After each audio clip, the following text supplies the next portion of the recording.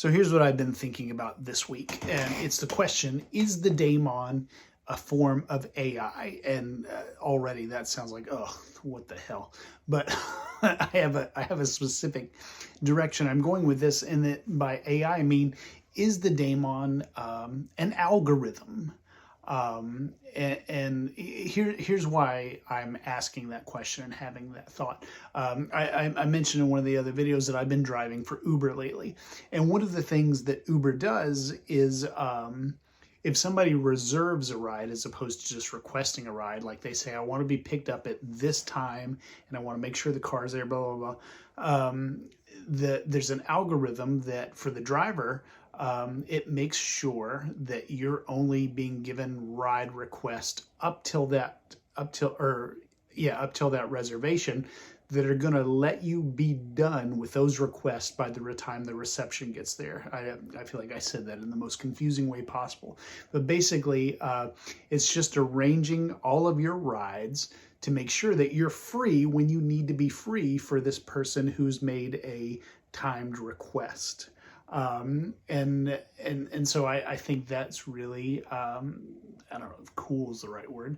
It's just, it's cool, I guess, that technology can do that. And if you say if you get a ride, I've taken a couple people to an airport in another town, and then if I need to get back home, I can say I only want requests that are going to take me in the direction of my home. And so this algorithm kicks in. It makes sure that you're only getting those kind of things. And so as I was thinking about that, it made me think about the daemon. And I've told the story before about how I used to work at this church, and I was given a job and to do with this church, a specific job, and I just couldn't do it. No matter how much I tried, I couldn't do it. And so they let me go. And so when they let me go, I'm just kind of out there floating jobless, and I start having these experiences and meeting people and encountering books and stuff. And then the pandemic hits, and I get introduced to the concept of the daemon through Plato's myth of Ur.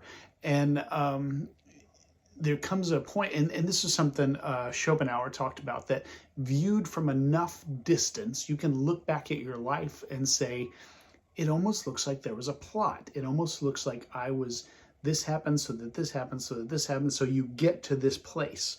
And that, I think, is a lot like how an algorithm works. It makes sure that your experiences line up in such a way to get you to where you need to be. And that, Schopenhauer attributed this, to some unseen author. But I think that's the daemon. That's how the daemon works. Your life gets aligned, events get aligned in such a way so that you get to where you need to be on your path. And so for some people, obviously that's going to be like a step too far, because we're all stuck in this rationalist mindset, and we're like, yeah, but how does that work? And if you need not exactly a rationalist explanation, but a little closer to a rationalist explanation, that's the unconscious. That was my explanation for why I couldn't do the thing the church wanted me to do, was because my unconscious mind wouldn't let me. It was Freud's parapraxis. So our body, our mouth, our actions are revealing the truth that we consciously can't admit to. So I couldn't admit that I shouldn't be working at a church because I was a chicken shit. And I was like, oh, I was raised to be a Christian, and this is what I've devoted my life to. I have to be here. And then my unconscious mind was like, no, you're not supposed to. This is not good for you. And so it did what I couldn't do. And so, like I said, it's Freud's parapraxis. It's a physicalized version, or a embodied version of a Freudian slip, which every Freudian slip is embodied up. So I'm losing the word that I need there. But it's also this unseen author of Schopenhauer. It's also the daemon. It's also almost like I'm living under an algorithm. And so I don't really think it's an algorithm. I don't really think it's AI in this technological sense. I've been listening to a lot of Douglas Rushkoff. He has a podcast called Team Human. He's great. You should check him out. But he talks about this techno-futurist idea that there are some people who want to just turn the world over to algorithms and AI because it knows the best thing. But algorithms and AI and techno-solutionist futures are all based on probabilities. What's the most probable thing to happen? And that's valuable, but it doesn't account for chaos. And chaos is something that kind of goes with humans wherever we go. And I think the daimonic AI is better than the algorithmic AI because it accounts for chaos. I think chaos is probably its operating system.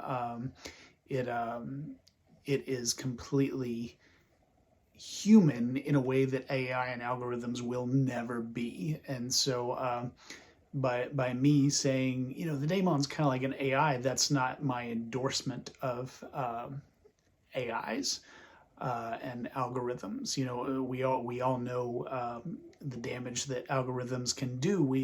The social media algorithms are designed to keep us looking at a screen and keep us arguing. We found out, and so clearly a genuine AI algorithm has some problems, but I think the daimonic algorithm is concerned with not the most probable, but the best path for us, and by extension, the best path for the world and humanity and creation, because as Joseph Campbell said, the influence of a vitalized person vitalizes.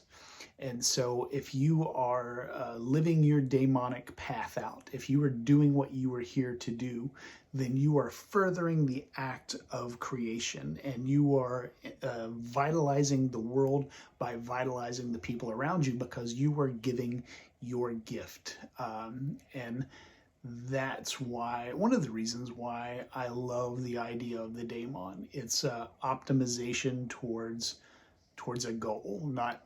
It's not optimization so you can be Joe Rogan bro, taking your alpha brain and eating elk spleens or whatever, and be the best version of you and just crushing it. It's not that. It's what does the best version of you look like? And you can. It's the optimization talk I recognize can be kind of distasteful to some people, because they're like, I don't hustle culture, but I don't want to do all that. I don't want to be this cog in the capitalist wheel, and I think that's fine. But the optimal you is never going to feel like something you don't want to be. It's always going to feel just right to you. And so that's why I'm all for the daimonic algorithm, and I'm all for being programmed by it. So that's what I was thinking about this week while I was driving around.